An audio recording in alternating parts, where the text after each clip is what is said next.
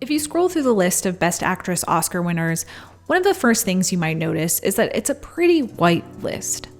Halle Berry remains, as of this upload, the only Black actress to have won the award, and that was almost 20 years ago. If you're looking for an Asian, Hispanic, or Latino winner, well, you're out of luck altogether. You're going to have to switch over to the Best Supporting Actress category, where you'll find Miyoshi Umeki, Penelope Cruz, and Rita Moreno, who, again, as of upload, remains the only Latin American woman to have won an acting Oscar for her exquisite performance as Anita in 1961's West Side Story. That's it. This kind of thing is not a coincidence. I've talked to a lot of young people, and I always do. It's part of my modus vivendi. And the one thing they always ask is, well, why are you the only one? And I really don't think it's that complicated. I think it is because I don't think our people, our actors, have yet gotten something that's really very, very strong and meaningful. Rita Moreno's career is a fascinating window into exactly how tropes about Latinas have not only played out in American cinema, but also how they've been overcome. So today we're going to discuss her win by analyzing the barriers faced by the Hispanic and Latina stars who came before her. We'll talk about how industry-wide biases complicated her relationship with stardom, and how Latin American identities have been confused and blurred in the United States. I'm primarily going to focus on Latinas rather than Hispanic women, but the difference in perception between the two will be a recurring theme. A quick word on terms here. I realize there's a debate regarding the use of Latinx versus Latinos versus Latine in everyday use. I know Latinx is almost exclusively and not widely used in the United States and makes zero sense as a Spanish or Portuguese word. I'm primarily going to use the term Latina here as I'm focusing specifically on people who'd identify as women, but in cases where I'm quoting a source, I'll use whatever they use. And when I'm talking about all genders, I'll use Latine or Latin Americans to indicate the plural. Mostly because my research has suggested that's preferable for gender-inclusive Spanish speakers, and it's also easier to conjugate in English than Latinx. Self-identification is a very personal decision. I want to be considerate, and I'm happy to adapt to whatever term people think is appropriate for the future, so just let me know what you think. Unless you're going to tell me I'm a woke snowflake, in which case, you can keep it. If you have no idea what I'm talking about, I left a bunch of links in the description for further reading. Speaking of links in the description, thank you to Skillshare for sponsoring this video. Skillshare is an online learning community with thousands of classes that anyone can join. Later in this video, I'll tell you a bit more about how I use Skillshare for my thumbnails and how simply clicking the link in the description can make Skillshare work for you. In order to understand Rita Moreno's win, we have to understand the context in which she rose to stardom. How did Latina actresses operate within the studio system? What roles did they play, and how did their experiences differ from other actresses? Let's take a look at the themes that shaped the experiences of these women who came before her. The career of Mexican-born actress Dolores del Rio highlights the nebulous space somewhere in between the extreme poles of America's racial hierarchy that Latinas have occupied in Hollywood. On the one hand, she was able to avoid much of the censorship placed on women of color. Priscilla Peña Ovalle points out in her book, Dance and the Hollywood Latina, that while explicit Black-white unions were patently prohibited, white Latina couplings remained an ambiguous or in-between exception as the production code began to police representations of miscegenation, or interracial relationships. So although Dorothy Dandridge and John Justin's relationship might ring alarm bells in 1957's Island in the Sun, for example, Del Rio could fall in love on screen with Joseph Cotten or Jean Raymond without the censors batting an eye. On the other hand, as a Mexican woman, she was also perceived as non-white and cast in roles that specifically accounted for that difference within the context of the film, like 1932's Bird of Paradise, in which she plays Luana, a Pacific Island native who rescues a sailor who's fallen overboard, and she speaks like this. I happy you teach me kiss. It didn't matter that the role had nothing to do with her nationality because she represented some vaguely foreign other, not black or white, but apparently everything else. In her career spanning the mid-1920s to the late 1930s, she played everything from Native American to Polynesian to a grab bag of Latin American cultures.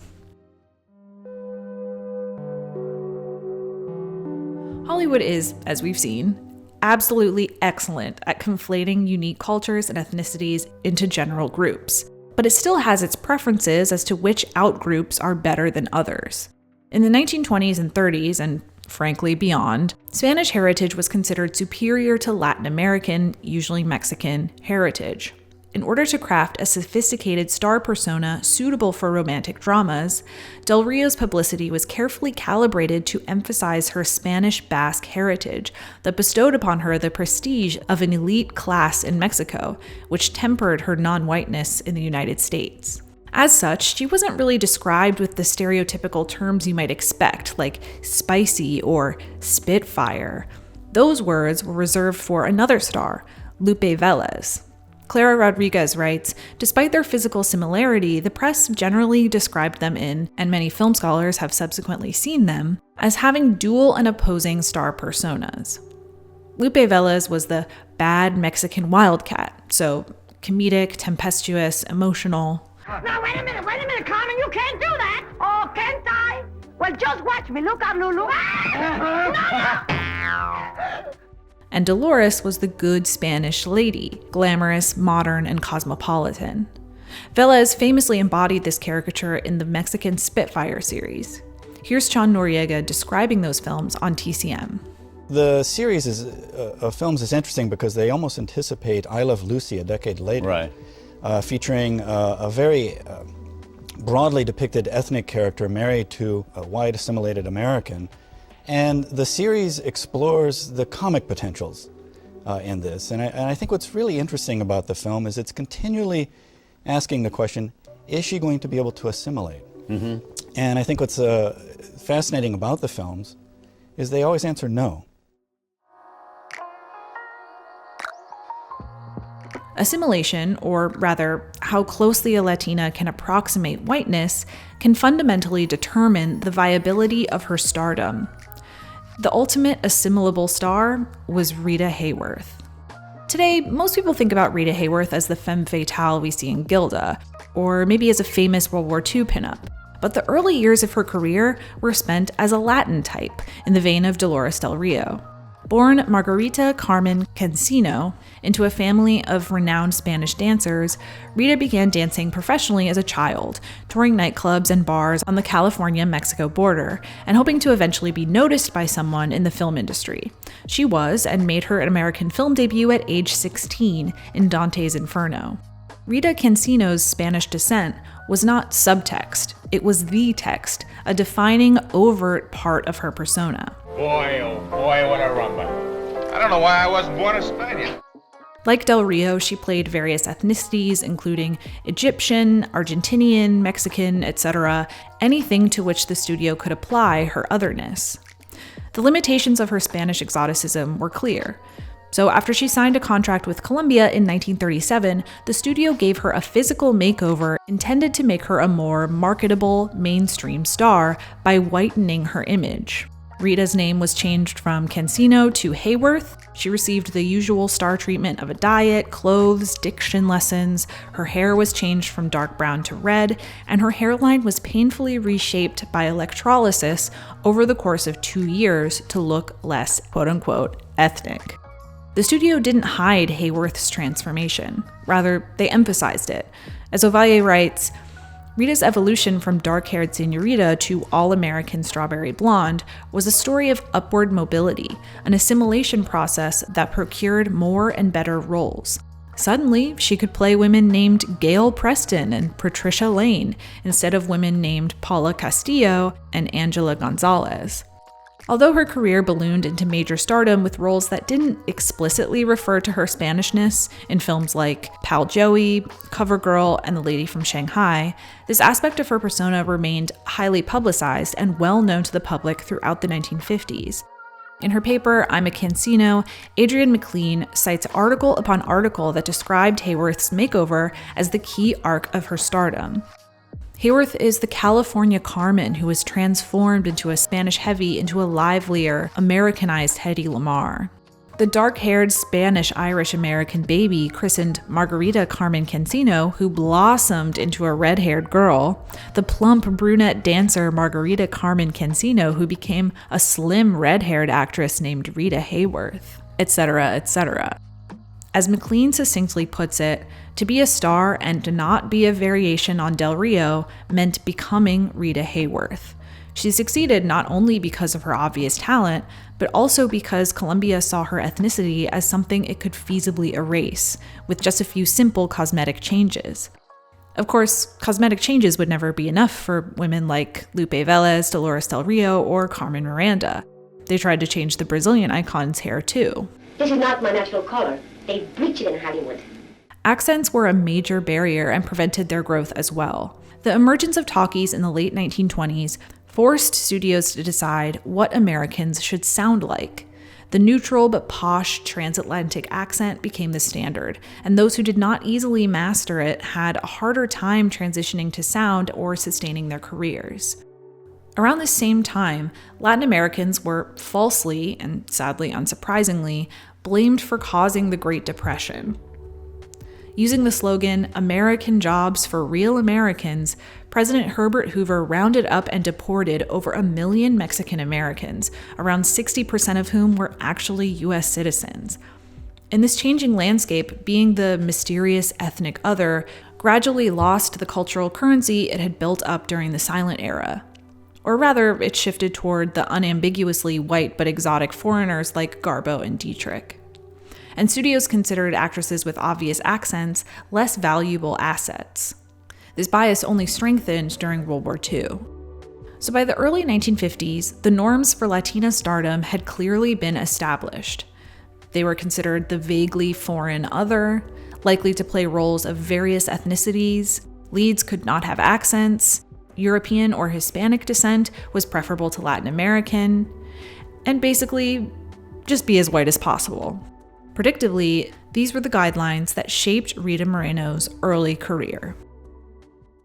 Rita Moreno immigrated from Puerto Rico to New York City with her mother at age 5. Shortly after her arrival, she began dancing lessons with Paco Cancino, the uncle of none other than Rita Hayworth. Slowly but surely, she became a professional dancer and signed her first acting contract with MGM at just 18 years old. Upon her arrival in Hollywood, Moreno was typed as, what else, the unassimilable other. Like Del Rio, Velez, and Hayworth before her, she became a utility player, fit to stick into any non-white supporting role the studios pleased. I played Polynesian, I played an Arabian girl, I played an East Indian girl. I made up what I call the universal ethnic accent, and they all sounded alike. Didn't matter who I was playing, Polynesian, they would all talk like these. Her roles required her to feign an accent so often, the reporters were actually surprised when they met her that she was what some people would call a 100% American girl who spoke perfect English. Unlike Del Rio, her otherness never became a pretext for glamour or elegance. Like Velez, her press coverage routinely described her as a sexy savage or a fiery Spitfire. The studio's eagerness to encourage this typing could be very literal. She was posed next to a life-size firecracker and even had one printed on the back of her chair. Likewise, her roles offered little more to do than enact various stereotypes and experience formulaic tragedies. One fan magazine noted, "She has played gutter snipes of every nationality. As an Indian," they mean Native American, "Latin, or Mexican, she has invariably 1. Lost her man, 2. Gotten killed, 3. Watched her man get killed, or 4. Taken a running high dive off a cliff, mostly barefooted." A few roles stand out in her early career as examples of the enormous pool of talent that the industry had no idea it was wasting. She had a small, and I mean small, but memorable role in Singing in the Rain that allowed her to be a star who portrayed fame and glamour without regard to her ethnicity. The Ring earned her a fair amount of positive press. In it, she plays the girlfriend of an up-and-coming boxer. It's a pretty good movie that highlights discrimination against Mexican Americans in LA. I'll leave the link below. But I won't lie, her character kind of makes me laugh because it reminds me of that SNL skit, Every Boxer's Girlfriend Ever. Well, Tommy's fighting tonight, so I've been better. Tommy, it isn't that. It's just that I keep seeing you hurt. It can happen. Moreno also received praise for her role as Tup Tim in The King and I. Tup Tim was in many ways more of the same for her. Her skin was darkened to play an East Asian woman. Not good. But the press seemed to differentiate between Tup Tim and her previous roles. Sure, maybe she was barefoot again, but she was barefoot in a very big, expensive prestige film and had a lot of screen time. So it was presented like she was making serious career moves. Even if there were highlights, taking these roles ate away at Moreno's spirit. Was her career sustainable with films like these? Was it fulfilling? By the early 1960s, she had become very involved in the civil rights movement and was actively thinking about her own identity and how the roles she was given robbed her of the dignity she deserved. 1960s This Rebel Breed is kind of a mess in a lot of ways, but she is excellent in it, and it's a good example of how her political thinking began to influence her artistic choices. Quote, racial discrimination boils down to economic discrimination, unquote. At the same time, at least one positive thing came out of sticking with it through all those years. Those roles kept her around and working. She was in the conversation long enough for the right role to finally come along and demonstrate her true range. West Side Story is a modern retelling of Romeo and Juliet on the streets of New York City. Tony, a member of the Jets, a white gang, falls in love with Maria, whose brother leads the Sharks, a Puerto Rican gang. Tensions rise as the groups battle for territory and attempt to keep the star-crossed lovers away from each other. The stage musical opened in August 1957 to rave reviews, and before long, a movie adaptation was in development. Many of the stage production's original cast members were recruited for the film version, although some roles shifted around. But most of the leads were recast, including Broadway legend and fellow Puerto Rican Chita Rivera. Without Rivera, who instead starred in Bye Bye Birdie on Broadway, the role of Anita, Maria's confidant, was available. Moreno auditioned and won the role. Now, people try to make this Chita versus Rita thing into a rivalry, but to be honest, there's not much there. They're both great, they're friends. I'm so obsessed with Chita's voice on the original soundtrack. And also, I'm sorry, but brief pause to point out that Chita Rivera did this in Kiss of the Spider-Woman at 60 years old, not long after breaking her leg in 12 places. Ma'am, I can barely touch my toes. Anyway, sorry. Okay. West Side Story's messaging feels, at times, like it could seamlessly fit into contemporary discussions of race in America.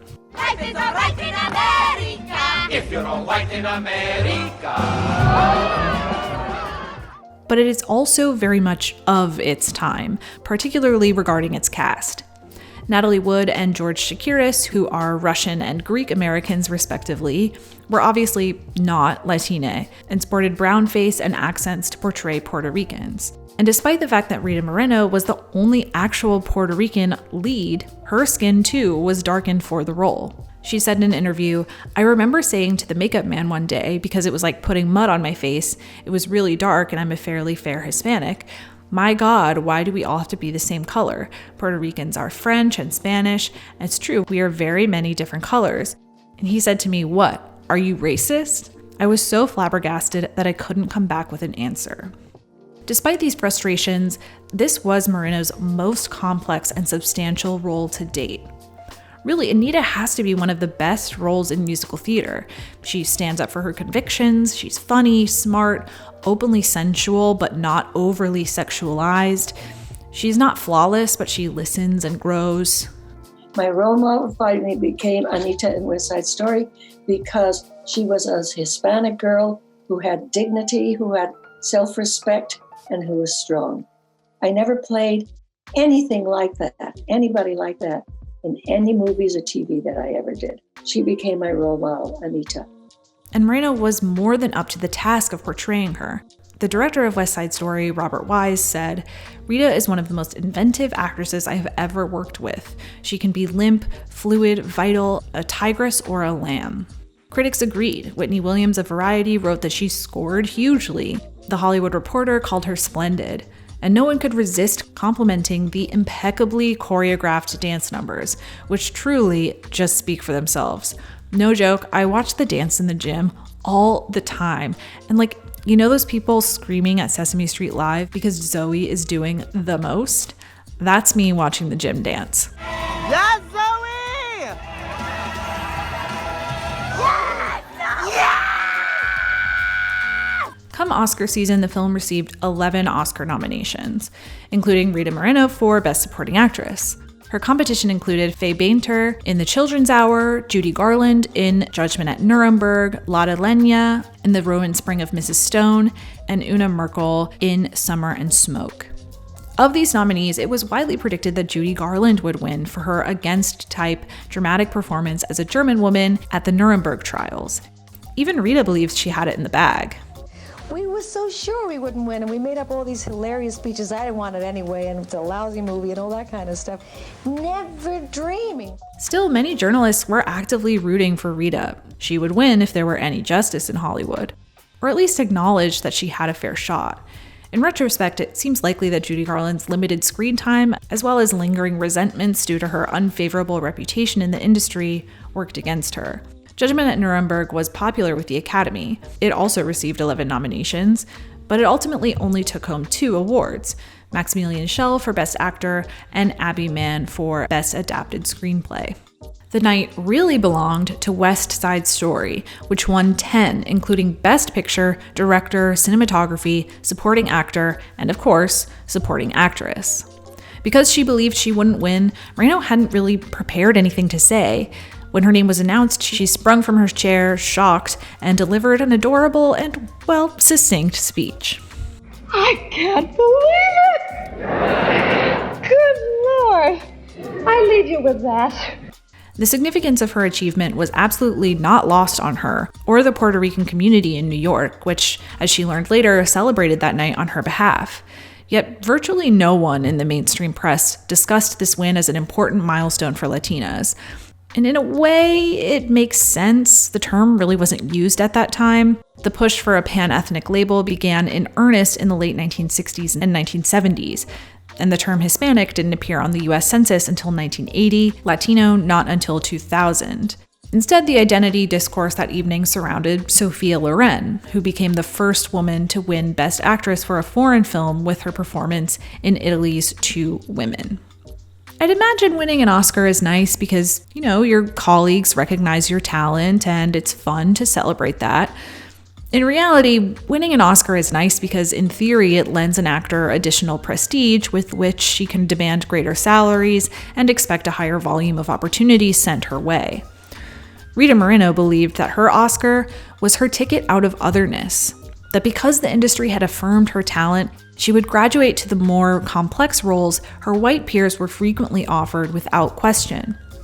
Yet even her win could not overcome the biases baked into American cinema. And I mistakenly and sadly really thought, okay, I can now do lots of different things. Maybe I can stop using an accent now. Maybe I can do, just play a person. And on the contrary, that's all I was offered. And I was truly, truly heartbroken that this didn't do a damn thing for me. Not really. Now, this interview isn't one of those things where a celebrity is finally releasing her feelings as she reflects decades after the fact. No, as early as 1962, she was very clear that the industry was treating her poorly because she was a Latina and would tell anyone who would listen. "I'm very grateful," she said. "Suddenly people have discovered I was talented, which is hilarious. I've been talented for years." It's racial discrimination. That's what it is. In one interview, peppery Rita Moreno hates Spanish typing. She detailed the lack of substantial characters for Latinas. "I've had some rather good roles offered me in a good dozen series I won't mention, but in each case I was to be a Latin character. And please put character in quotes. Now I'm proud of being Spanish, otherwise I wouldn't be making this complaint. But why do they, the TV writers, stereotype Latin girls so unflatteringly? There are so many American girls of Spanish descent who speak English without a trace of an accent, yet the phonetically written dialogue insists you talk like you just came off the boat. aren't there any intelligent and admirable Latin girl types in scriptwriters' imaginations? The TV roles I've been tossed, and I've tossed them right back, call for me to be either temperamental, scheming, faithless, cold-hearted, or if they're sympathetic roles, so good but oh so naive or uneducated. I've proved I can act, so why can't I be offered roles strictly on my ability and not just those eternally involved in minority class struggles or minority class lack of integrity? At this point, as I mentioned, Moreno was very involved in civil rights activism. She was sitting mere feet away from Martin Luther King Jr. during his I Have a Dream speech. Refusing these roles was a matter of dignity, a way of fusing her activism with her work as an artist. If she insisted on roles that portrayed Latinas in a good light or fought against harmful stereotypes, she hoped she could open doors for other women to be seen for who they were as individuals, and not for whatever generalization they represented to casting directors. So she held out. Moreno didn't make another film for 6 years. It's truly a testament to her resilience that her career after West Side Story is not only tremendously successful, but also demonstrates such a wide range of skills. In 1971, she joined the cast of The Electric Company, a sketch comedy and educational series for children's television, where she coined the phrase, "Hey, you guys!" and won a Grammy for Best Album for Children. In 1975, she starred in Broadway on the Ritz as a third-rate but charmingly ambitious cabaret singer, and won a Tony. In 1977 and 78, she won Emmys for her appearances on The Muppet Show and The Rockford Files. Seriously, if you haven't watched her performance of Fever with Animal, I don't know what you're doing with your life. Go watch it immediately. Now, if you're keeping track, you'll notice that makes Rita Moreno an EGOT baby. In holding out, in insisting on taking roles that would uphold her self-respect, she took turns in her career that, while unexpected, have elevated her to a unique club occupied by very few performers. Now, when Rita Moreno employs an accent, it's to parody the stereotyping done by white America, or to lovingly capture the nuances of an immigrant's experience, as in One Day at a Time, for which she was robbed of another Emmy, I'll say it. She overcame the boxes Hollywood tried to put her in and emerged an icon. So what now? If we pull back and look at the discourse in 2021, I wouldn't say we see a particularly rosy picture. Representation is still a struggle. According to the New York Times, in 2020, Hispanic Latinos accounted for 18.3% of the population. They represent only 4.7% of feature film writers and 8.7% of television writers. According to the latest UCLA Hollywood Diversity Report, only 6.6% of broadcast TV leads were played by Latinx actors. They also played 5.5% of cable's lead roles and 4% of digital's in the 2018-19 season. On the film side, Latinos held 4.6% of movie acting roles in 2019. Just last month, Netflix did a diversity audit and found that 4.5% of main cast members went to Latinx actors and filmmakers in 2018 and 19. Stereotypes still run rampant. Nearly 1/4 of speaking roles portrayed Latinos as criminal. In her book, Real Inequality, Nancy Wang Yuan writes that the Latina maid type is overrepresented on television, with Latina actors portraying 69% of all maids. This is nearly 25% above the percentage of Latinas among all working maids in the United States. One Latina actor told her, "I was told that I was reading my role very white. She said to me, 'You're Spanish or Mexican or whatever you are. We need to hear the accent.'" Close proximity to whiteness still helps. Hell, sometimes all you have to be is white. We've already discussed Natalie Wood, but how about Catherine Zeta-Jones in Zorro or everyone in House of Spirits? In the meantime, Hollywood has virtually erased Afro-Latina and indigenous narratives. Brazilian actor Henry Zaga was recently cast as Sunspot in New Mutants, even though Sunspot has traditionally been depicted as Afro-Brazilian. In Real Inequality, Christina Milian, who is Cuban-American, describes how she is not deemed Latina enough based on her darker skin color. My agent was saying, "We send her out for Latina roles, but they're looking for fair-skinned or Mexican. I end up booking more African-American roles. I still to this day have trouble booking a lot of Latina roles because I'm a brown Latina." In 2019, Yalitza Aparicio became the first indigenous Mexican woman to be nominated for Best Actress. But despite this critical praise from her peer group, Her follow-up role to Roma was only just announced about a week before I published this video.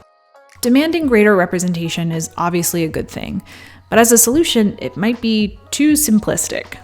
Given the wholesale misrepresentation of Latinx in American cinema and the vicious political climate surrounding immigration, it seems to me like a good chunk of Americans need a primer on who Latin Americans even are and how they fit into the racial and ethnic dynamics of life in the United States. I know popular cinema isn't the most high-stakes thing in the world, but it's not a good sign that every few months, something happens that proves a lot of well-placed people genuinely know nothing about the complexities of this identity. When Anya Taylor-Joy became the first Latina woman to win the Golden Globe for Best Actress in a limited series, Variety published an article that celebrated the milestone, noted her Argentinian heritage, and mistakenly labeled her a person of color. Of course, Anya Taylor-Joy identifies as a white Latina and is not a person of color. Something similar happened to Antonio Banderas during the 2019 Oscar season. Apparently, it's still not widely known that Latina is a pan-ethnic term used to describe European, African, and indigenous cultures and encompasses a wide variety of racial phenotypes. It's not a race. I'm half Brazilian, and my skin color is somewhere between Cullen and transparent. Think about recent debates over Penelope Cruz's casting as a Colombian in the 355, the 350, the 355, or Javier Bardem's casting as Desi Arnaz. Still, the good news is these conversations are happening and people are organizing to enact change. The Untitled Latinx Project created a list of demands that could critically shift how Latin Americans are depicted. The mayor of LA recently launched an initiative to double Latina representation in Hollywood in the next 10 years, which, do I trust him? Anyway, these conversations are happening, and one thing is undeniable. We have Rita Moreno to thank for showing us so much is possible. Let's talk thumbnails. Anyone who watches my videos knows that my thumbnails aren't doing anything fancy. And I wish I could say that's because I love simplicity, but mostly it's because my Photoshop skills just aren't there. Or at least they weren't. I recently took Aisha Borrell's Photoshop in a Nutshell class on Skillshare, and it was a game changer. This class specifically was about removing the background of any picture, which I clearly do all the time. Folks, I was erasing it with an eraser. Now, I won't give her secrets away, but let me tell you that isn't the most efficient way to do it. Skillshare is an online learning community with thousands of classes covering dozens of creative and entrepreneurial skills. Premium membership gives you unlimited access, so you can join the classes and communities that are just right for you.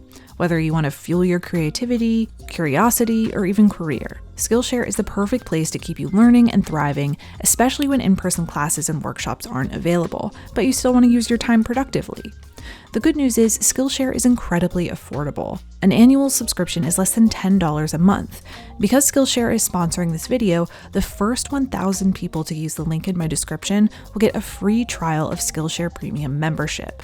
One click and you unlock the door to tips and tricks that can change your world. So check it out and keep an eye out for my crisp thumbnails from now on.